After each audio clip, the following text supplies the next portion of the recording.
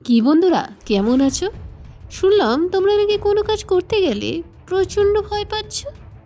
কেন ভাই? রাস্তার কুকুর নয়, জঙ্গলের সিংহ হও।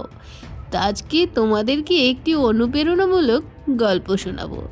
এই ভিডিওটা তোমাদেরই জন্য।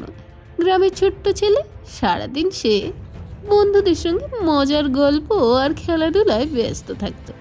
কিন্তু অরুণের জীবনে একটি সমস্যা ছিল, ভয়। সে কঠিন পরিস্থিতিতে এড়িয়ে যেতে চাইতো।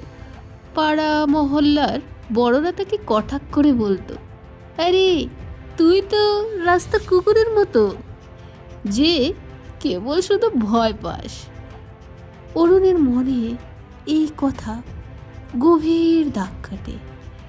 একদিন অরুণ বাড়ির পাশের জঙ্গলে ঢুকে যায় খেলতে খেলতে।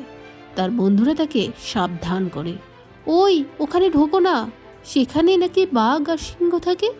কিন্তু কৌতূহল অরুণকে থামাতে পারল না। জঙ্গলের গভীরে গিয়ে সে হঠাৎ দেখতে পেল এক বিশাল সিংহ। অরুণ ভয় পেয়ে থমকে দাঁড়ায়। সিংহটি তার দিকে তাকিয়ে শান্ত গলায় বলে, কি হলো ছেলে, ভয় পাচ্ছ? অরুণ অবাক হয়ে বলে, তুমি আমাকে খেয়ে ফেলবে না? সিংহ হেসে বলল, তুমি তো আমার খাবার তালিকা নয়। তবে একটা কথা বলি, তুমি কেন এত ভয় পেয়ে পালাতে চাও? তোমার জীবন কি রাস্তার কুকুরের মতো, যে কেবল টিকে থাকার জন্য বাঁচে, নাকি সিংহর মতো, যে তার নিজের পথে চলতে জানে? সিংহটির কথা শুনে অরুণ সাহস সঞ্চয় করে বলল, তাহলে কিভাবে আমি সিংহর মতো হতে পারি? সিংহ উত্তর দিল, তোমার ভয়কে জয় করো, নিজেকে বিশ্বাস করো।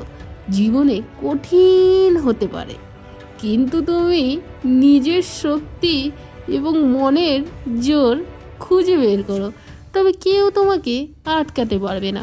অরুণ জঙ্গলে সেই সিংহের সঙ্গে আরও সময় কাটায়।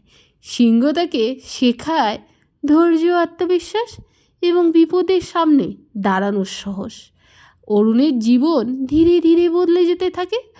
তার বন্ধুরা দেখতে পায় সে আর আগের মতো ভীরু নয়।